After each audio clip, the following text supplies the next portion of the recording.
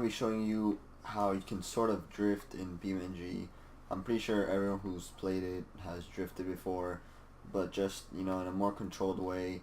So I'm using this car. It's a modded one. It's a CGD Drift Special, which is just a version of the 200BX. So I'm gonna leave the download in the description. This car is easier to drift than others. I'll show you later. So it's what you're gonna need is a manual transmission. So you see I have it in first gear, but I'm holding in the clutch, and I am using a controller, so it is easier to, you know, use a controller. You can pop the clutch and clutch kick, all that shit, so it's easier to get the drift going. You could do it without the clutch, so if I just floor it, this car just has a shit ton of power, so it'll do it anyways.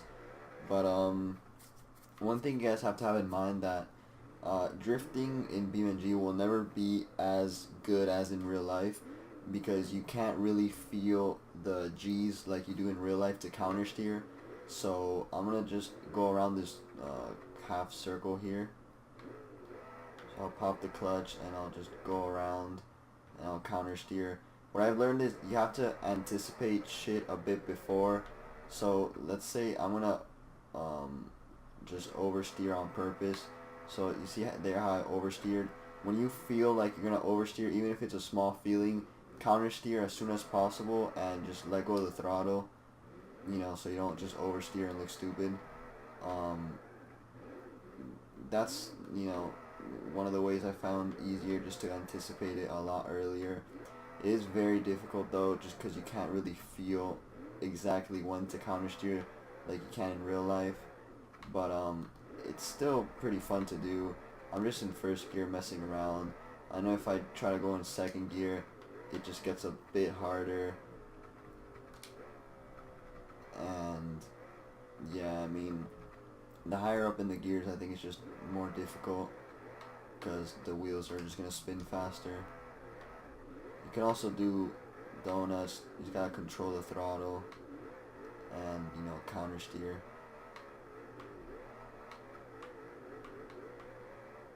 So I'm gonna try to do it with my keyboard now, to see how it'll be. And I'm talking live while I'm doing this, so if I don't sound, you know, that concentrated, it's because I'm concentrating on the driving. So I'm gonna switch to my keyboard, see what I can do. Sort of. So I'm not kicking the clutch. I'm just accelerating. So I mean, you could probably do it if you're all day playing with the keyboard. I'm just used to the controller already. I think it's just, you know, better. But here, I'll try another car too. I'm just gonna try another modded car. Actually, you know what? I'll try. I think this one is just part of the game. I don't like it though.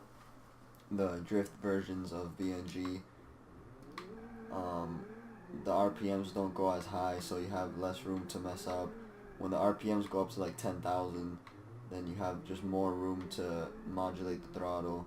With this one, you know, with the keyboard you can't modulate it at all, and with the controller it's less than the 10k RPM one. So I'm gonna try to do the same thing.